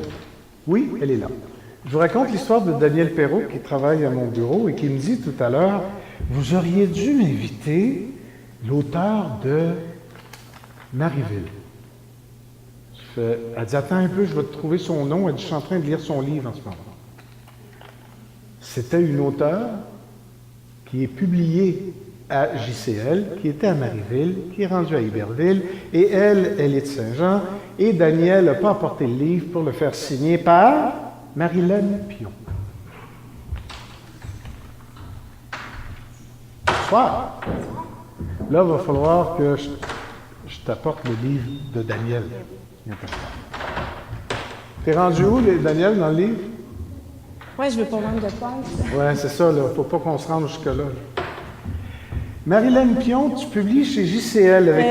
Celui-là, il n'est pas chez JCL, non, les éditeurs réunis. Mais il y a eu des livres chez JCL. C'est toujours chez les éditeurs réunis, mais JCL est maintenant ensemble. Oui, c'était juste que je voulais me vanter que JCL, c'est un vrai gars qui s'appelle Jean-Claude Larouche, que j'ai bien connu au Saguenay-Lac-Saint-Jean. À l'époque, il était au 5e étage de l'ancienne orphelinat, et j'allais là, puis c'était une caverne d'Ali Baba de livres. Et il y a eu des auteurs qui ont fait des succès fous. Et il y a eu, je ne sais pas comment il a abouti éventuellement à Iberville, à Marieville, puis là, il est rendu à Iberville. En fait, je peux l'expliquer rapidement, oui. Mais c'est mon éditeur qui était le propriétaire des éditeurs réunis, Daniel Bertrand. Et puis, quand M. Larouche a décidé de prendre sa retraite, il a racheté le catalogue de M. Larouche et il a pris JCL. Donc, maintenant, JCL et les éditeurs réunis font partie du groupe Bertrand. Et puis, la maison d'édition est maintenant à Iberville. Elle était à Marieville avant, et puis maintenant, ils sont rendus à Iberville. Jaquette. Marilène Pion a connu le succès avec sa série d'époque, notamment ses séries d'époque, notamment Les infirmières de Notre-Dame et Le Grand Magasin. Elle nous propose ici une incursion passionnante au cœur d'un village rangé par les tourments. Et on parle de rumeurs d'un village. Il y a plusieurs... C'est un tome. Ça, c'est le premier tome. La synthèse de l'allemand. C'est ça. Et il y a un deuxième tome qui est prévu cet automne. Es-tu du genre à nous faire ça en 5-6 tomes, toi? Pas celui-là, mais les autres? Non. La majorité de mes romans, c'est des trilogies. Les infirmières de Notre-Dame, c'était 4 livres. Quand je commence une histoire, je sais à peu près combien de tomes il va y avoir. Je sais comment elle se termine. Donc, il y a deux écoles, OK? Il y a du monde qui pense qu'ils savent pas, ils sont pas capables de se retenir, fait qu'ils sortent tout. Puis il y en a d'autres qui pensent que c'est plus facile à écrire parce que ça sort, mais c'est la même rigueur qu'on écrive 3 tomes, qu'on écrive 1, qu'on écrive 100 pages, qu'on écrive 300. C'est le même travail au final, quoi qu'on en pense. C'est le même travail, puis le roman historique, ce que ça apporte un peu plus de travail, c'est la recherche. Donc, il y en a qui écrivent du historique ici, ils savent ce que c'est. C'est beaucoup de recherche. Moi, j'essaie que mes faits historiques soient réels.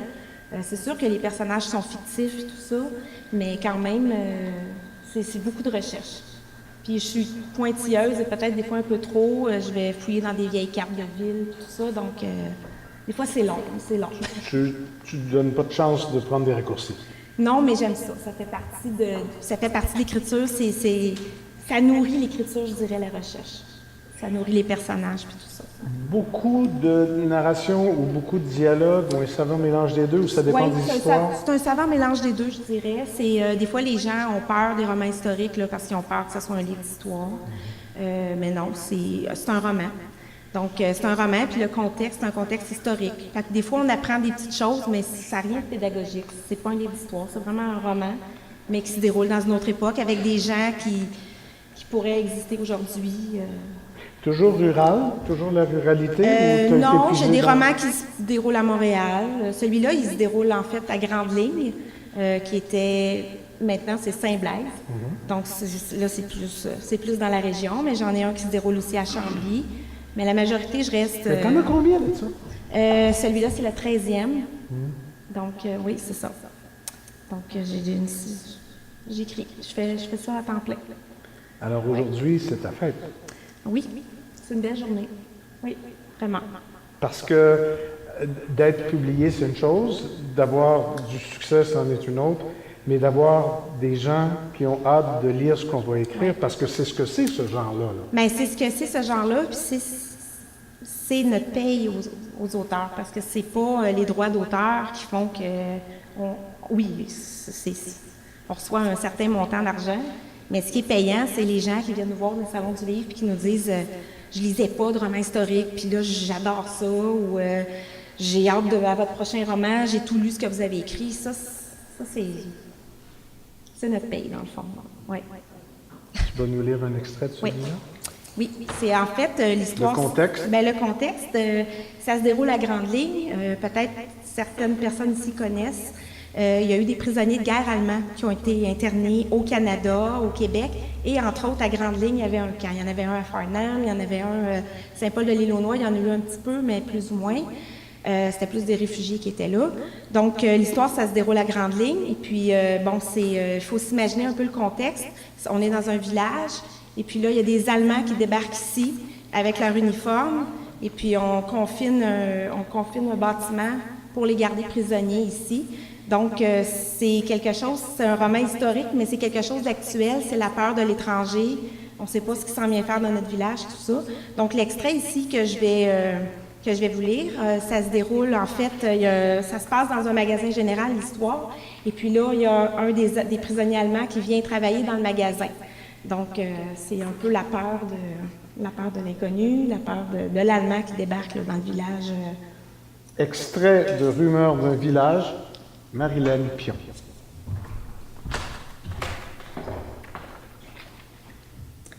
Les mains dans les poches de sa jupe, Élise porta un regard sur le magasin qui constituait la fierté de la famille depuis que son grand-père s'était installé dans le village. Le commerce ne passerait pas à des mains étrangères pour le moment. Son père, satisfait de la décision qu'il avait prise, paraissait beaucoup moins accablé qu'il l'avait été dernièrement. Le visage d'Élise se rembrunit en songeant que d'ici quelques minutes, elle aurait à transiger avec l'ennemi. C'était de cette manière qu'elle percevait l'intrus qui s'immisçait dans les affaires de la famille, et elle ne changerait pas d'idée. Cet Allemand faisait partie de ceux qui avaient cru bon d'étendre leur joug sur toute l'Europe. Il ne devrait pas s'attendre à ce qu'il en soit ainsi dans son magasin. Jamais elle ne s'en laisserait imposer par un Boche. Installé près de la vitrine, Winston observait ce qui se passait dans la rue principale. Élise s'en approcha et lui caressa la tête. Le chien lui rendit ce témoignage d'affection en tournant la tête vers elle, lui léchant la main. Winston redressa les oreilles et retourna sa surveillance de la rue principale. 2 gardes armés escortaient un prisonnier en uniforme. L'homme était plus grand que ses gardiens. Il était vêtu d'un uniforme noir et d'une casquette. Les manches de son veston portaient 3 bandes dorées, illustrant son rang. Quelques décorations étaient épinglées à celui-ci. Élise recula.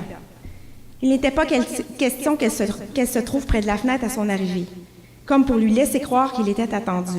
Se pressant, elle se réfugia derrière son comptoir avant que les 3 hommes ne franchissent le seuil du magasin. La clochette tinta et Winston accueillit les visiteurs comme le maître des lieux en remuant la queue. « Tu parles d'un gardien, ce chien », pensa Élise en désapprouvant la docilité de l'animal. Peu importe qui franchissait la porte du magasin Berger, Winston offrait toujours un accueil aussi chaleureux. « Bonjour, mademoiselle Berger, nous sommes ici pour escorter le lieutenant-commandant Friedrich Schreiber. Comme cela était convenu, nous repasserons à la fin de la journée pour le ramener au camp. S'il y a quoi que ce soit, vous pouvez rejoindre le directeur Kippen par téléphone à tout moment. » Un des gardiens tendit un bout de papier à Élise et il répéta sa phrase en anglais à Friedrich en l'avertissant qu'il était sous la garde de mademoiselle Berger. Friedrich hocha la tête avec un sourire. Visiblement, les gardiens ignoraient qu'il comprenait le français. Les deux gardes s'en retournèrent presque aussitôt, laissant Élise désemparée devant cet inconnu. Friedrich avait retiré sa casquette, laissant voir sa chevelure châtaine. La casquette sous le bras, il tendit la main à Élise. Celle-ci demeura interdite pendant quelques instants avant de tendre la main à son tour. « Fraulein Berger. » Friedrich la regardait de ses yeux bleu acier. « Welcome », s'entendit-elle répondre. Au même moment, Ignace poussa la porte communiquant avec la maison et arriva en titubant, la canne à la main. Il observa pendant quelques secondes Friedrich qui se tenait bien droit, la casquette toujours sous le bras, puis tendit la main pour lui souhaiter la bienvenue. Les 2 hommes échangèrent un sourire, puis Ignace lui fit signe de le suivre. Baragouinant quelques mots d'anglais pour que l'étranger puisse le comprendre, il lui fit visiter le magasin avant de l'entraîner vers l'arrière-boutique. Toujours derrière son comptoir, Élise avait suivi les 2 hommes des yeux. Elle se désola que son père se montre aussi amical envers cet étranger. Elle pouvait entendre ses bottes claquer sur le parquet de l'entrepôt et ce son lui rappelait la dernière journée que son frère avait passée à la maison. Au grand désarroi de leur père, il se plaisait à se promener dans le magasin fièrement vêtu de son uniforme. Philippe lui manquait tellement en ce moment. Elle espérait sincèrement qu'il se portait bien et se promit de lui écrire dès ce soir pour prendre des nouvelles et surtout lui raconter l'arrivée de ce nouveau venu.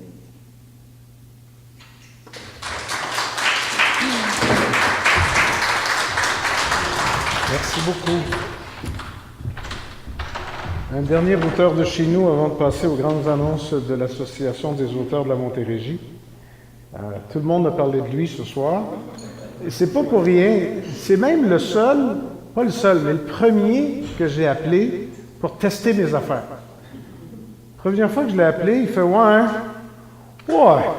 peut-être marcher ton affaire, mais... » J'ai dit « Je vais vous rappeler, M. Boulris, là, parce que là, je vous écoute, là, puis je comprends. » Je l'ai rappelé, puis là, j'ai dit « Là, on pourrait faire ça, puis on ferait ci, puis on ferait ça. » Ah, il dit « Ça a bien de l'allure. En tout cas, je vais être là. » M. Jacques Boulris, s'il vous plaît.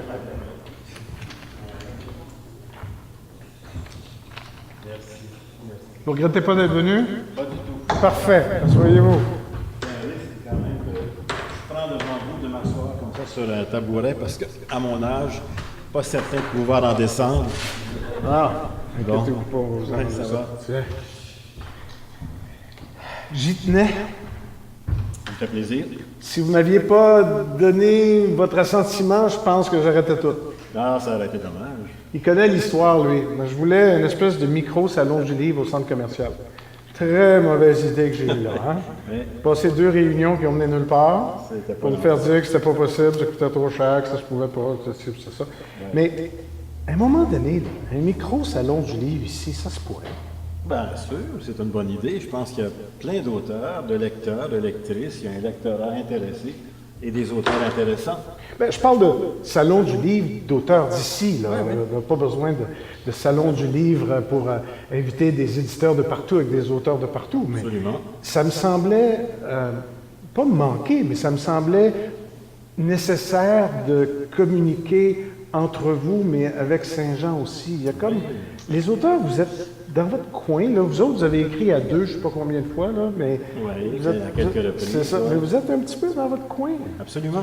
C'est la patrie, ça. Moi, j'ai connu un monsieur, Pierre Laurent, un breton bretonnant du Finistère, qui avait une belle définition de la patrie, lui. Puis je pense qu'il faut se rappeler ça de temps en temps.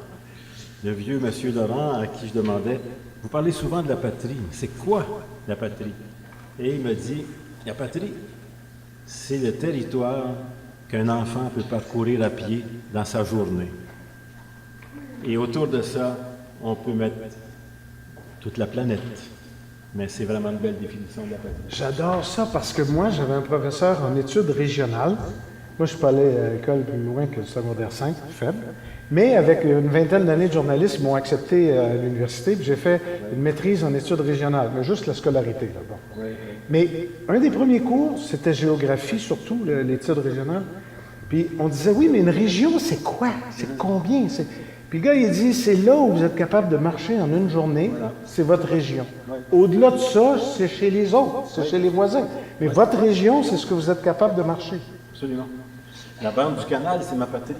Parce que mes parents m'ont emmené là pour apprendre à marcher, finalement. J'ai arpenté la bande du canal toute ma vie, finalement. Fait que ça part de là. Ce que j'écris part souvent de la rivière et de la bande du canal et des gens que j'y ai croisés aussi.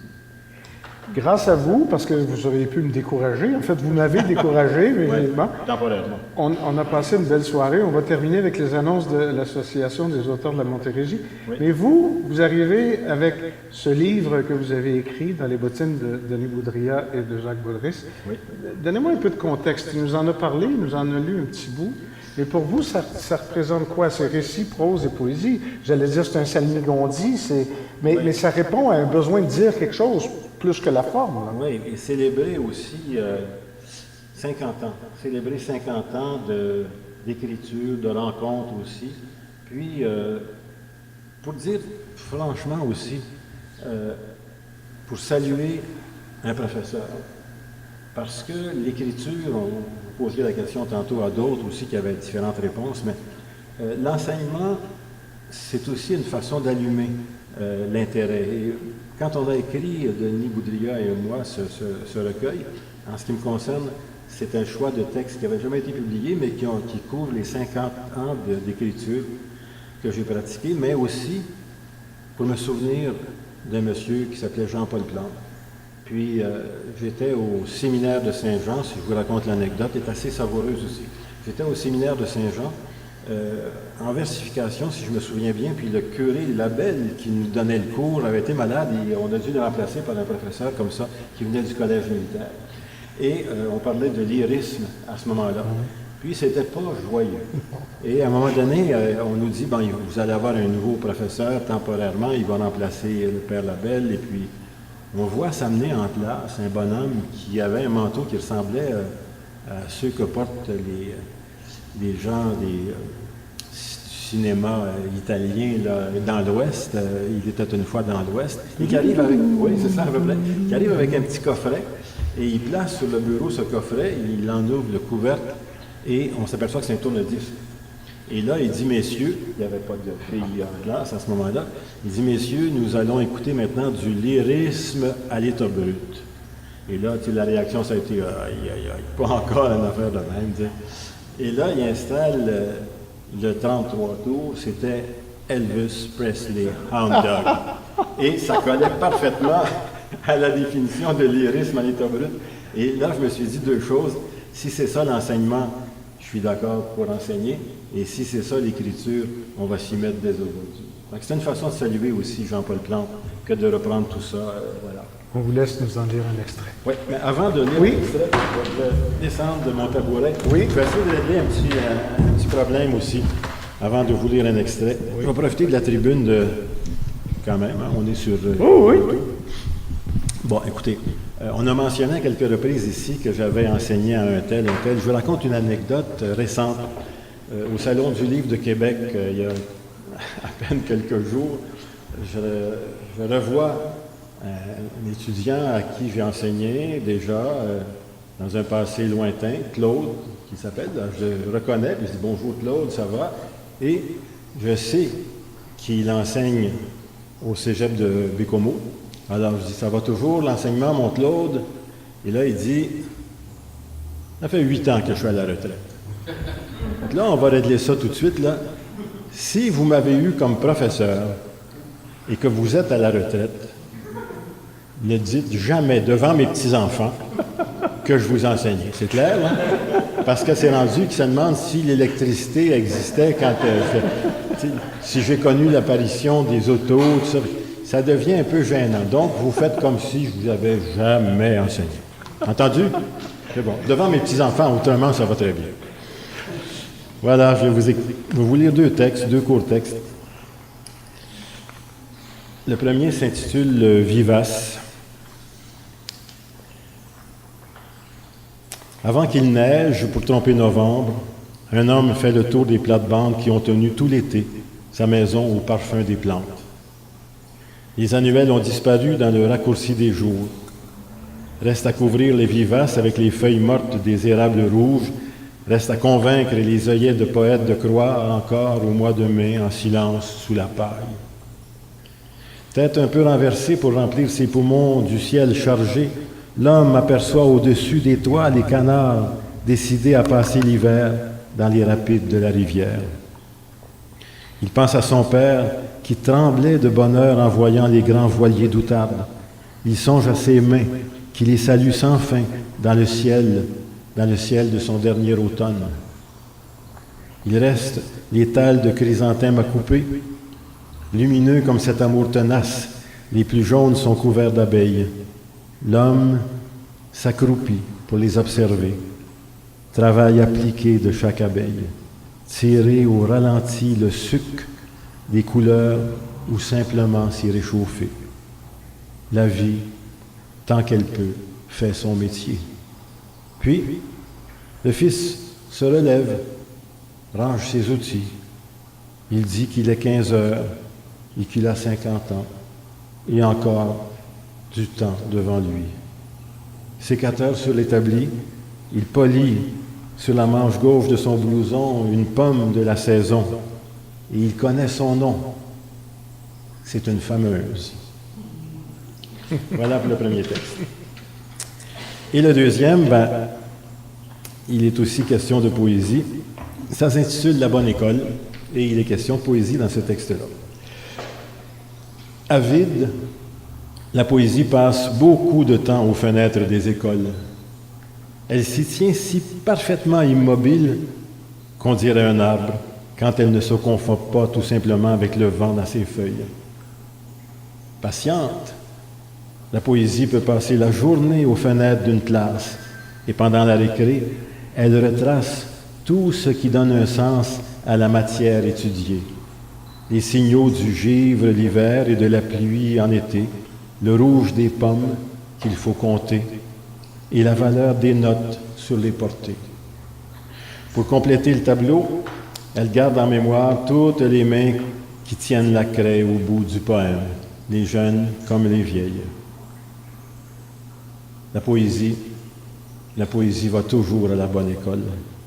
Dans la cour, elle dessine à la verticale un jeu de marelles vertigineux, du ciment lézardé du sol jusqu'au hunier du soleil.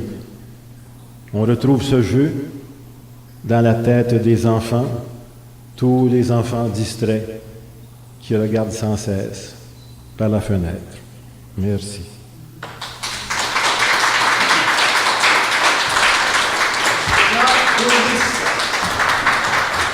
Merci beaucoup, M. Boulris.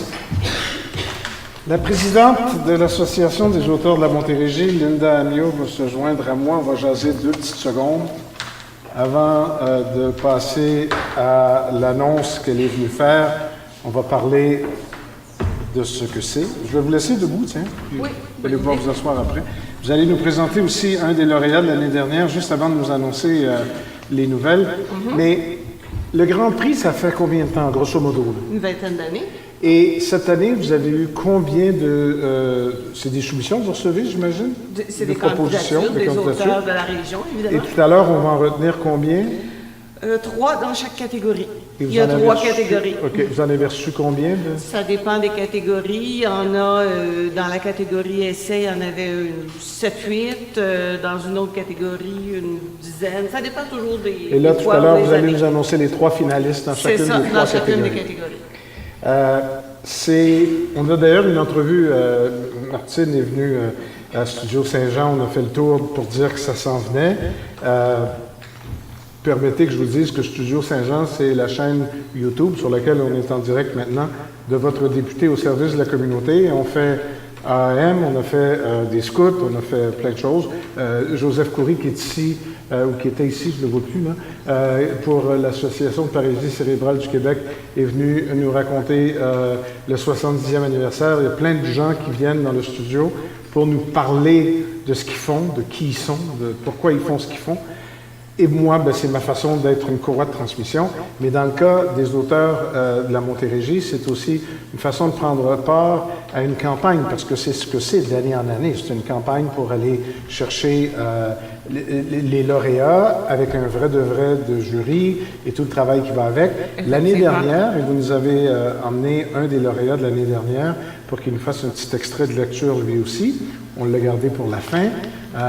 Vous allez me présenter c'est qui et ce qu'il a gagné l'année dernière.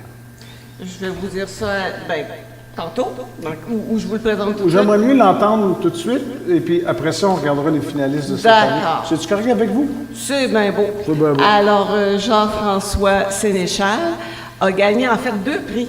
L'an passé, il a gagné le prix Bernadette Renaud pour le roman, son roman Le Boulevard, un roman jeunesse, dont la suite d'ailleurs au Carrefour, qui est le 2e tome, vient de gagner le prix des libraires jeunesse cette année. Et l'année passée, il a gagné le prix Philippe Béat. Ou c'est le contraire, c'est il y a 2 ans, c'est à l'envers. À chaque année, on a un prix, au moins un prix adulte, qui est le prix Arlette Cousture, de fiction adulte, et on a toujours un prix jeunesse en alternance. Une année, c'est un album jeunesse, l'autre année, c'est un roman. Alors, Jean-François a gagné les 2 années de fil. Monsieur Sénéchal, vous pouvez venir nous lire un petit extrait et nous dire bonjour. Puis ensuite, Madame la Présidente, on va faire la grande annonce. Parce que je suis encore quelques minutes en retard, mais c'est pas grave, parce qu'on va avoir un petit peu de musique pour finir aussi. Désolé, Valérie, si je te fais attendre en coulisses. Je suis désolé. Tu m'en veux pas trop? Elle a un magnifique sourire. Bonsoir, M. Sénéchal. Alors, vous avez gagné 2 prix, vous. Oui. Et là, vous allez nous lire un extrait d'un de ces prix-là ou autre chose, parce que vous auriez pu choisir ce que vous vouliez. Le roman qui a gagné le prix Bernadette Renaud, qui s'appelle Le Boulevard, publié chez Leméac en 2016.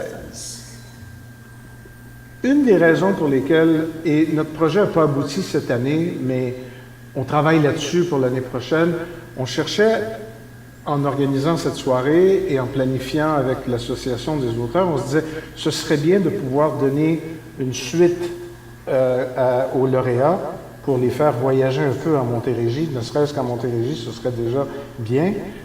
Est-ce que vous avez eu une chance? Est-ce que ça vous a donné un coup de pouce quand même? Est-ce que vous avez senti ce que ça avait fait à votre carrière, ou vous étiez déjà parti pour la gloire, puis Skies était devenu la limite, là? Ben, le Boulevard a gagné quelques prix. Alors, des fois, c'est difficile de distinguer l'effet de l'un ou de l'autre. Mais ça fait toujours plaisir, pareil. Tout à fait, c'est sûr.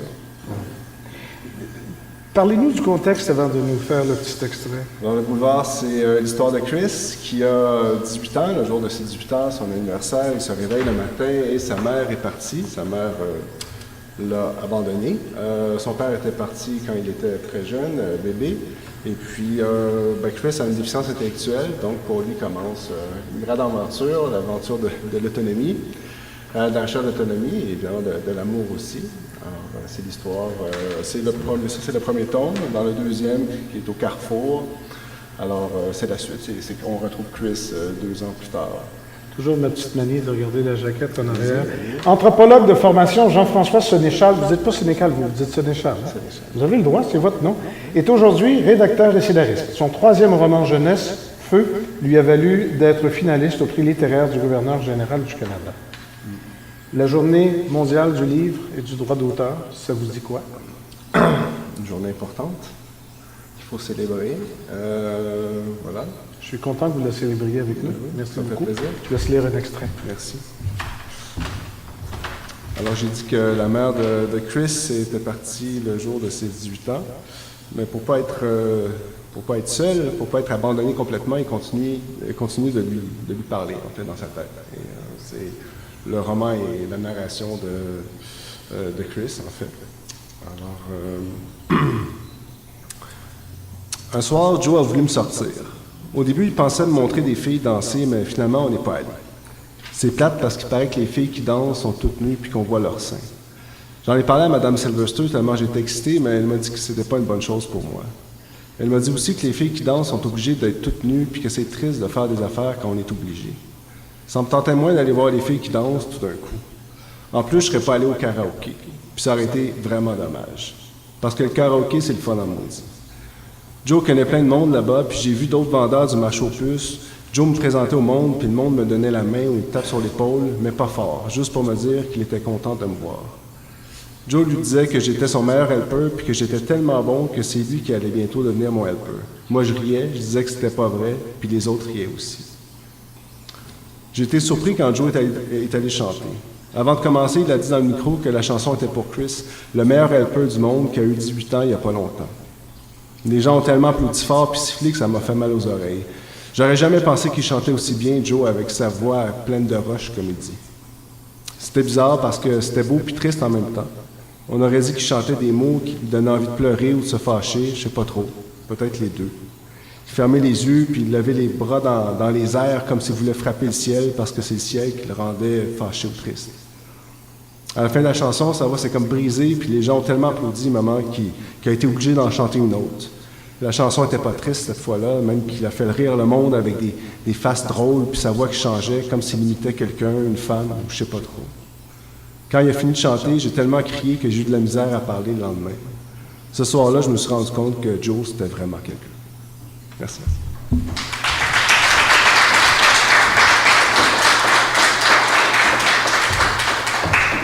Donc, vous avez des noms à nous annoncer. Vous y allez dans quel ordre? Vous avez 3 catégories. Avec Oui, 3 j'ai 3 finalistes par catégories, catégorie. mais j'aimerais juste mentionner une chose. Oui. Parce que toute la soirée, on a parlé de Jacques Boulris. Oui. Et puis, il est vraiment partout, puis parce qu'il était sur le jury du prix Arlette C'est tout ce Couture. qu'on va annoncer? Oui. Tu n'avais pas dit ça, toi? Bon. Alors, on va commencer avec le prix Essai.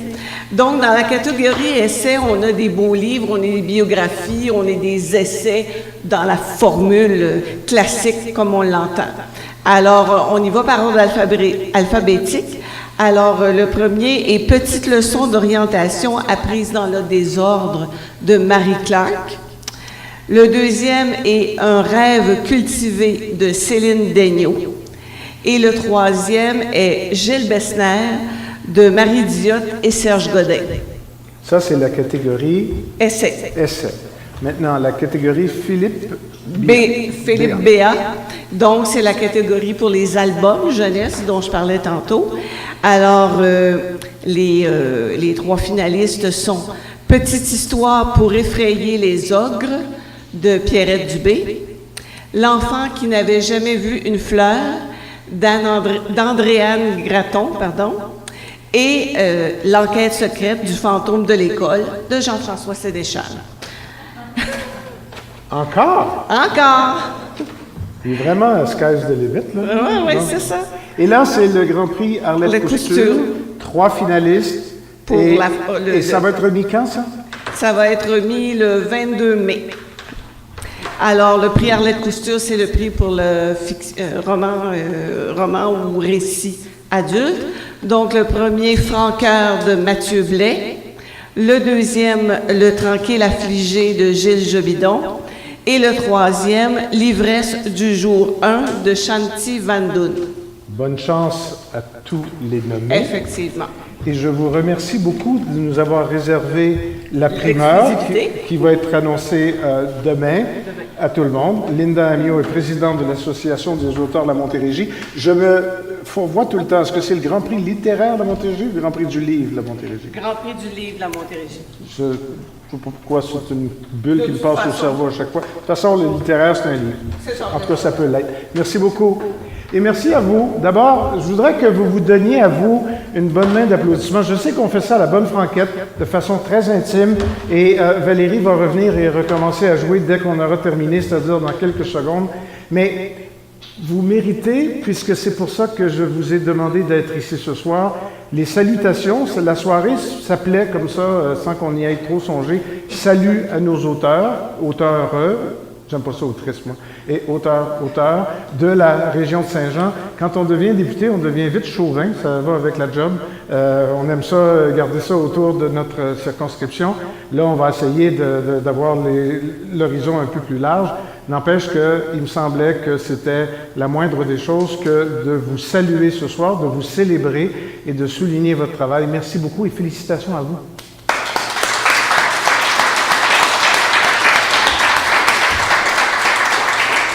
C'est sur YouTube pour le meilleur et pour le pire. Moi, je m'appelle le mieux, Louis, votre député de Saint-Jean. Merci beaucoup d'avoir joué mon jeu. Salut.